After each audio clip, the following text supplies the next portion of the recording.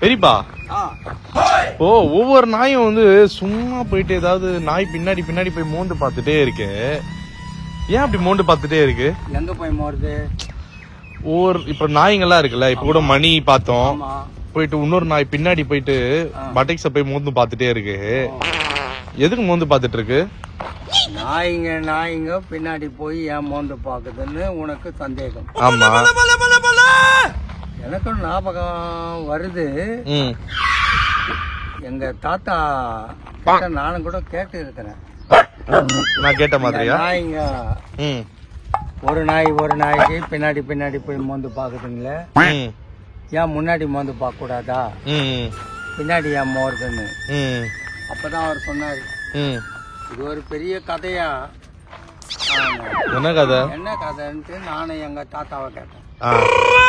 அப்ப அவர் சொன்னார், நம்மள மாதிரி அதுங்களும் ஜீவராசி தான். அதுங்க ரோட்ல உலாத்திக்கின்னு எதையோ கிடைச்சதை சாப்பிட்டுக்கின்னு சுத்திக்கின்னு இருக்குதுங்க. அந்த ஒரு பொட்டை நாய் பின்னால 10 ஆம்பளை நாய்ங்க தொந்தரவு பண்ணுது. அது எந்த பீரியட்னா மென்சஸ் பீரியட்ல தான் அந்த கலாட்டா நடக்கும். சரி. அப்போ இந்த பெண் நாய்கள்லாம் ரொம்ப வருத்தப்பட்டது. நம்மளை படைச்ச பிரம்மா இந்த மாதிரி ரோட்ல நம்மளை அசிங்கப்படுத்திட்டாரு, இதுக்கு ஒரு தீர்வை காணணும் ஆனிட்டு நாயெல்லாம் கூடி ஒரு மகாநாடு போட்டுது. என்ன மகாநாடு? அதாவது ஒரு மனு தயார் பண்ணி பிரம்மா கிட்ட கொடுத்து எங்க கோரிக்கையை நிறைவேற்றுங்க, இந்த மாதிரி எங்களை அசிங்கப்படுத்துறாங்களா, அசிங்கமாக்குது எங்களுக்கு மக்களிடையே ஆனிட்டு ஒரு கோரிக்கை மனு எழுதி ஒரு நாய்கிட்ட கொடுக்குறாங்க. இது வந்து நாய்களோட பாஷையில இதெல்லாமே நடக்குது. ஆமா, எல்லாம் நாய்கள் பாஷை தான், மனிதர்கள் பாஷை இல்ல. அவங்களுக்குள்ள மீட்டிங், அவங்களுக்குள்ள டிஸ்கஷன், வார்த்தைகள், அவங்களுக்குள்ள மனு தயார் பண்ணார்கள். சரி.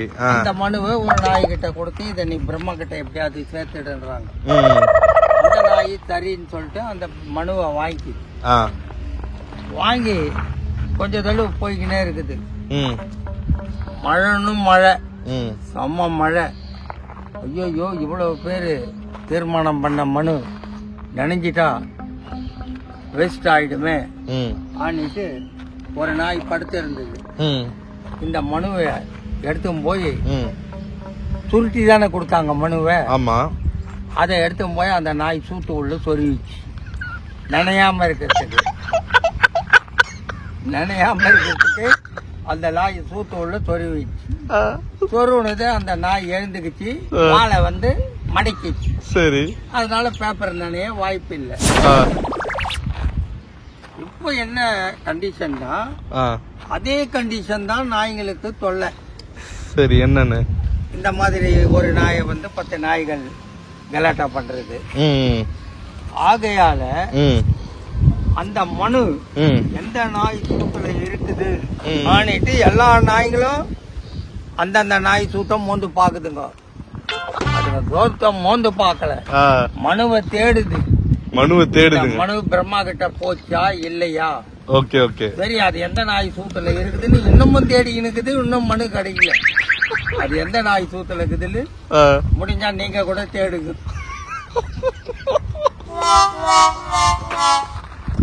இதுதான் வந்து நாய் போயிட்டு பின்னாடி முகரத்துக்கு உண்டான அர்த்தங்கள். அர்த்தம் இல்லை, கதையே. இது கதையே அப்படின்னு எங்க தாத்தா சொன்னாரு.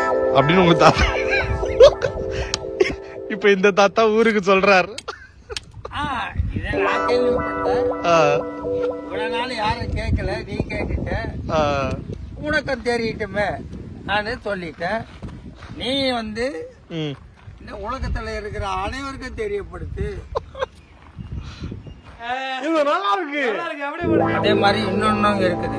சரி. நானு உங்களுக்கு இப்ப நான் காண்பிச்சேன், அதையே விவரமா சொல்றேன். ஒரு பெண் நாய் மூத்தரம் பெஞ்சிட்டு போது. சரி. பின்னாடி ஒரு ஆண் நாய் வருது. அது எங்க மூத்திரம் பெய்யுதோ அதே இடத்துல அந்த ஆண் நாயும் மூத்திரம் பெய்யும். ஆமா, இப்ப பார்த்தோம். பாத்தீங்களா?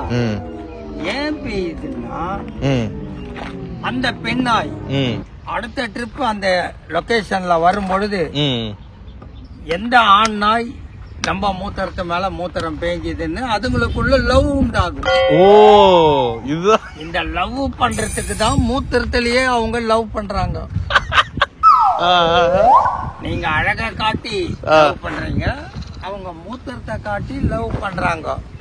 அதே மாதிரி ஒரு நாய் மூத்திரம் பெஞ்ச இடத்துல இந்த நாய்ங்க ஏன் அதிகம் மோந்து மோந்து மோந்து மோந்து மோந்து நம்மள அலைய வச்சு அது குறிப்பிட்ட இடத்துலதான் மூத்திரம் பெய்யும், பாத்ரூம் போவோம். ஏன்னா அவங்க ஆளு எங்க போனாங்களோ அந்த இடத்துலதான் அது போவோம், கண்ட இடத்துல போவாது. அப்ப அவன் ஆளு போற இடத்துலதான் அவ போவா, அவ போற இடத்துலதான் அவன் ஆளு போவா. ஆமா, இதே நீங்க கேக்கலாம். வீட்டுக்குள்ளவே கட்டி போடுற நாய் எந்த வீட்டு உள்ளதான போகுது, ஏன் வெளியே போல நீங்க கேக்கலாம். அதனுடைய தலையெழுத்து அங்கதான் போகணும். ஏன்னா அத நீங்க திரை வாசம் வச்சிட்டீங்க. கரெக்ட். அவுத்து விட்டு பாருங்க, அப்ப தெரியும் உங்க நாய் எங்க பெய்யுது, எங்க என்ன பண்ணுது.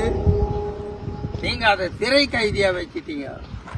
அது தலையெழுத்துன்னு தட்டுல துண்டுட்டு டைல்ஸ்ல பேலு.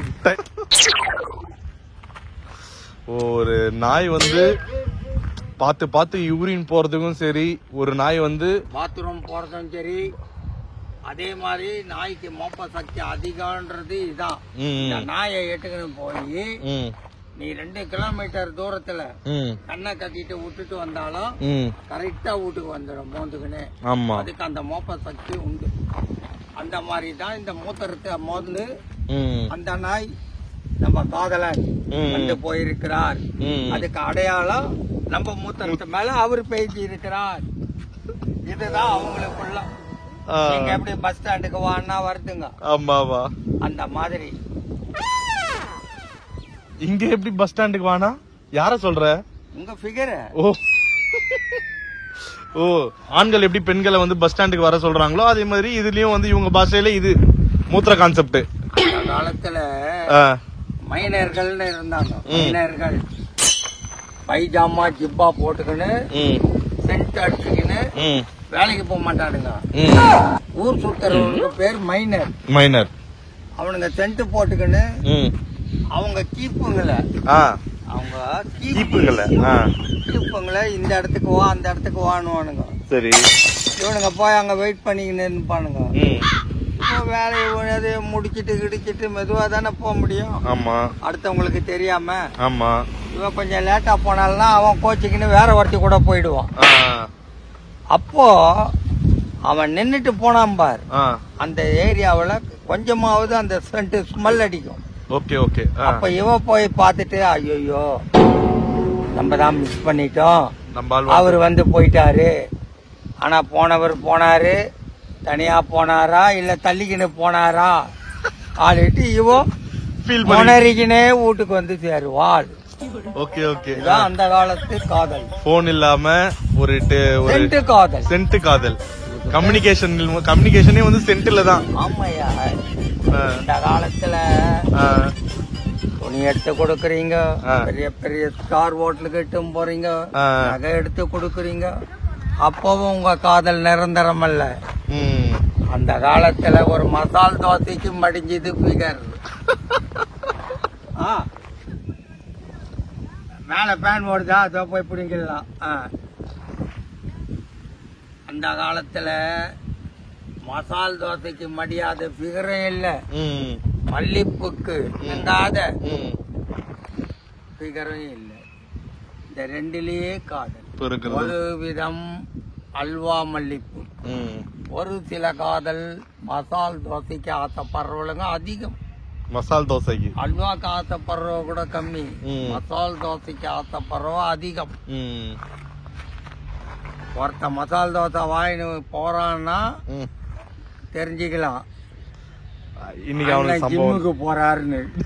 ஜிம்முக்கு எதுக்கு புஷ்அப் பண்ணவா? அது புஷ்அப் இல்ல வெயிட் லிப்ட தூக்கி அத தூக்க முடியாம கீழே போட்டு அது மேல அவரு விழுந்து அது புஷ்அப் எடுப்பாரோ தண்டனை அடிப்பாரா? இல்ல பஸ்கி அடிப்பாரோ அது அவரு இஷ்டம். அந்த நேரத்துக்கு எதை அடிக்கணுமோ அடிப்பார்.